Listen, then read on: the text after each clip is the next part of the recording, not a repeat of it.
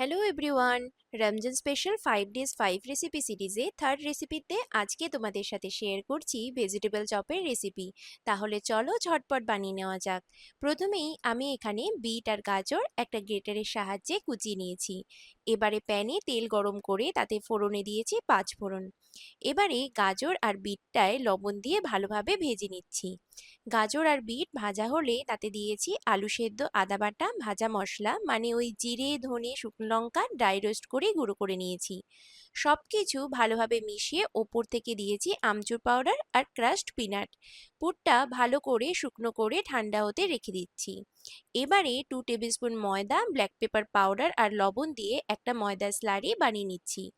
সমান পোর্শন পুর নিয়ে হাতের সাহায্যে গোল আকার করে একবার ময়দা স্লারিতে কোট করে ব্রেড ক্রাম্পে কোট করে নিচ্ছি। সেম প্রসেস রিপিট করে চপগুলো রেস্টে রেখে দিচ্ছি 15 মিনিটের জন্য। 15 মিনিট পরে লো ফ্লেমে ভালো মতো উল্টে পাল্টে ভেজে নিলেই ব্যাস তৈরি হয়ে যাবে টেস্টি ভেজিটেবল চপ। ইফতারে এটা বাড়িতে অবশ্যই বানিয়ে দেখো, ভীষণ টেস্টি লাগে খেতে। আজ এইটুকুই, দেখা হচ্ছে পরের রেসিপিতে।